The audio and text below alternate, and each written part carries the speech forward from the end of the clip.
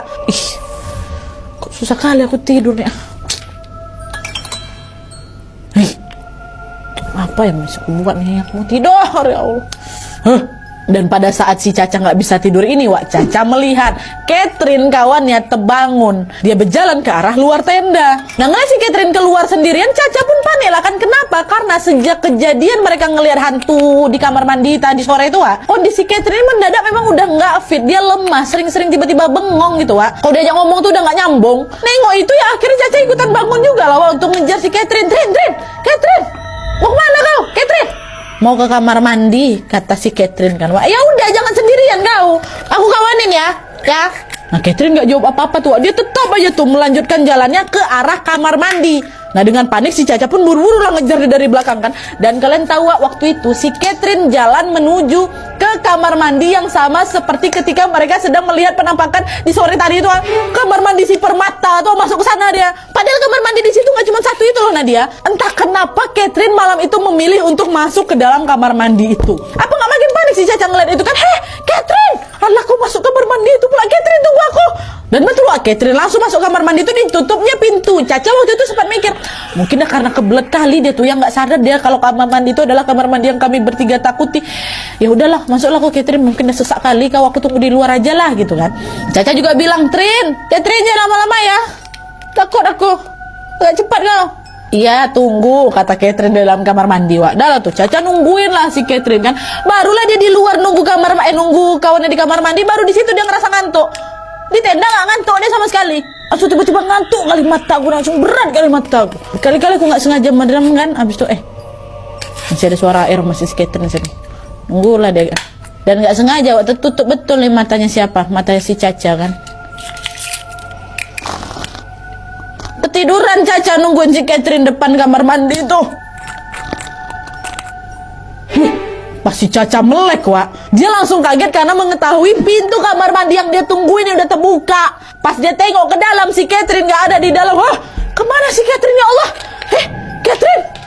Catherine hilang, katanya. Caca langsung ngeliat ke segala arah buat mencari keberadaan si Catherine kan. Dan pas si Caca ngelihat ke arah kolam, disitulah dia melihat Catherine sedang berjalan ke sana, Jalannya ke kolam tuh. Tadi Kak Romi kan habis tenggelam di kolam tuh. Terus sekarang Catherine juga jalan ke arah kolam itu. Nah, takut kejadian yang menimpa sama Kak Romi tadi bakal terjadi lagi ke Catherine. Tanpa pikir panjang-panjang, si Caca ini pun langsung akan berlari. Catherine! Jangan kau ke sana, jangan ke kolam, Catherine, kata. Nah, makin si Caca kejar, Catherine juga makin cepat jalannya. Dan pas sudah nyampe di ujung kolam, ujung kolamnya, tiba-tiba Catherine langsung lompat nyemplung, brap gitu. Dan anehnya nih, waktu dia loncat itu, Catherine ini mendadak langsung hilang. Dan kalau orang masuk ke dalam kolam kan pasti ada riak-riaknya tuh kan. Ini nggak ada, air kolam tuh langsung lenyap, langsung tenang. Catherine macam tenggelam gitu, lejam, nggak bersisa tuh, Glenn. Ngeliat itu apa nggak langsung shock si Caca kan, langsung dia menjerit, astagfirullahaladzim, Catherine, kau di mana, Catherine? Sambil melawan rasa takutnya, Caca pun akhirnya ikut nyemplung juga tuh ke kolam. Nah, karena panik, senter yang dibawa sama si Caca ini jatuh. Caca waktu nyemplung kan cuma segini, cuma sepaha aja. Nah, dia masih bisa aku cari, tapi jatuh pula senter aku. Gelap-gelapan sambil nangis aku. Nah, dia berkubang di dalam kolam tuh nyari si Catherine gak ada. Ya Allah, tolongin Caca, ya Allah, tolongin Caca. Catherine, tolonglah ya Allah. Catherine di mana ya Allah, Catherine. Nah, di tengah kebingungan dan rasa khawatirnya itu, tiba-tiba aja Caca merasakan sesuatu yang sama persis seperti yang dialamin sama Kak Romi. Apa itu?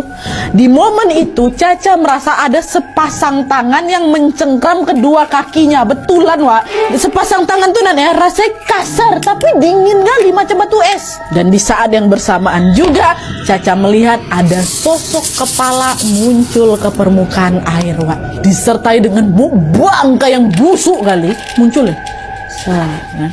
Mereka berdua saling tatap. Dan tiba-tiba sosok itu tersenyum menyeringai ke arah Caca.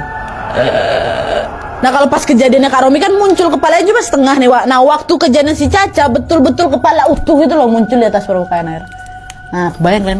Nah, gimana takutnya Caca waktu itu ya? Apa enggak badannya ikutan kaku, nge-freeze dia. Dan dengan sisa tenagaku yang ada, Nadia, aku pun langsung berteriak, wah, tolong aku, terjadi setelahnya? Yang jelas gak lama kemudian Caca merasa tubuhnya ini hanyut, Wak. Seperti terbawa arus sungai yang sangat deras. Yang gak masuk akal memang, Wak. Kolam tuh kan dangkal kan, airnya tenang. Tapi yang Caca rasa waktu itu dia ini kayak macam sedang tenggelam di dalam air yang sangat dalam. Dan seketika habis itu Caca pun pingsan. Pingsan di dalam air, macam mana, Wak? Dan barulah, Wak, aduh, beberapa waktu kemudian Caca ini akhirnya sadar. Waktu dia terbangun, dia udah di dalam tenda, Wak, yang sudah dikerumunin oleh seluruh peserta mabim. Nah, tapi waktu itu Caca bukannya lagi ada di tenda panitia mabim, dia bukan. Melainkan si Caca ini berada di tenda anak-anak pesantren. Ingat kalian tadi aku bilang di awal apa? Kalau di camping ground itu memang ada anak-anak pesantren yang lagi family gathering kan. Ah, itu si Caca ada di tendanya mereka. Nah, masih dalam keadaan basah kuyup tuh, ya. Nggak lama setelah si Caca ini sadar, Caca melihat memang ada bapak-bapak nih. Dan dari penampilannya terlihat macam ustadz kayak gitulah. Kita sebutnya Pak Hadi bapak ini ya. Dan beliau termasuk bagian dari rombongan pesantren tadi. Nah, melihat Pak Hadi, Caca pun langsung menangis jadi-jadinya. Pak, tolong Pak, teman saya Catherine, Pak, tenggelam. Teman saya hilang, Pak, dia hilang di kolam. Tolong Pak cariin Catherine. Nah, mendengar itu Pak Hadi langsung jawab, Neng, di kolam nggak ada siapa-siapa, cuman ada Neng aja dari tadi. Hah? Terdiam si Caca, Wak. Dia langsunglah memperhatikan satu persatu teman-teman panitia dia memang sedang mengelilingi dia dalam tenda tuh. Dan di momen itulah Caca melihat Catherine. Catherine baik-baik aja, Wak. Dia pakai jaket tebal memang, tapi tubuhnya kering, rambutnya kering, gak kenapa-napa. Caca pun langsung ngambil si Catherine, kan dipeluknya si Catherine. Catherine, ya ampun, kamu gak apa-apa, kamu baik-baik aja. Aku pikir kamu hilang, Catherine. Tadi kau nyemplung ke dalam kolam, Trin. Aku kejar kan kau, tapi kau gak ada di kolam tuh. Untung aku gak apa-apa, ya Allah, sahabatku. Nah, di tengah situasi yang lagi kacau itu, Wak, Bu Anissa, adiknya dari Pak Hadi ini, dengan sabar dia pun berusaha untuk menenangkan Caca. Neng, istighfar, kamu baca doa, baca ayat kursi, Neng, baca. Nah, sementara itu Pak Hadi tampak sangat fokus melihat ke segala arah. Sampailah pandangannya tertuju ke arah kolam dan juga kamar mandi. Dan gak lama kemudian Pak Hadi bilang, ada yang ikut sama kalian dari tanjakan yang kalian lewatin kemarin pas menuju ke sini. Wujudnya perempuan, perawakannya hancur. Sepertinya dia adalah korin orang yang memang sudah pernah terlindas bus di tanjakan itu. Ingat kan kalian tadi di awal aku sempat cerita kalau mobil yang ditumpangin sama si Caca ini sempat mati mesin di pas ditanjakan ya kan. Nah, ternyata, Wak, di saat itulah sosok perempuan tersebut ngikut sama mereka. Dan kata Pak Hadi, Wak, itu adalah sosok yang sama dengan yang dilihat sama si Caca, Catherine sama Kak Rosa waktu di kamar mandi. Nah, kalau gangguan dari kolam itu memang ulah dari penunggu yang ada di sana. Pak Hadi bilang kalau sosok yang ada di kolam itu memang paling usil dari situ, itu yang lagi gangguin kalian beberapa hari terakhir, kata Pak Hadi kan, Wak. Nah, setelah si Caca udah agak lebih tenang, Pak Hadi pun baru bilang, Caca ini sebenarnya punya kelebihan. Dia sensitif sama yang gak kasat mata. Tapi harus ingat ya, Neng, ya, harus belajar untuk bisa mengendalikannya. Jangan sampai nanti kejadian barusan terulang lagi. Banyakin zikir, sholatnya dijaga. Itu kata Pak Hadi, Wak. Nah, setelah mengatakan hal tersebut, Pak Hadi pun langsung membacakan doa ke si Caca dan langsung diusapnya wajahnya si Caca dengan air, Wak. Dan tepat setelah wajahnya diusap air, Caca yang semula kedinginan karena tenggelam tadi, Wak, mendadak jadi hangat gitu badannya.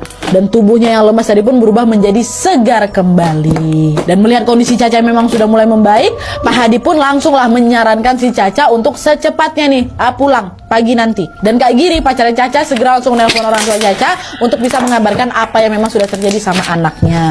Dan setelah kejadian setelah keadaan sudah mulai kondusif menjelang subuh, Pak Hadi yang ditemenin sama beberapa panitia mulai memagari acara camping groundnya mereka nih, Wak. Beliau membuat garis menggunakan sebatang kayu sambil membacakan doa-doa ruqyah. Kemudian Pak Hadi juga menyempatkan diri untuk meruqyah Kak Rosa, Catherine sama Kak Romi. Karena kan mereka bertiga, si Caca juga kan mengalami kejadian aneh kan di sana kan, langsung diruqyah sama Pak Hadi.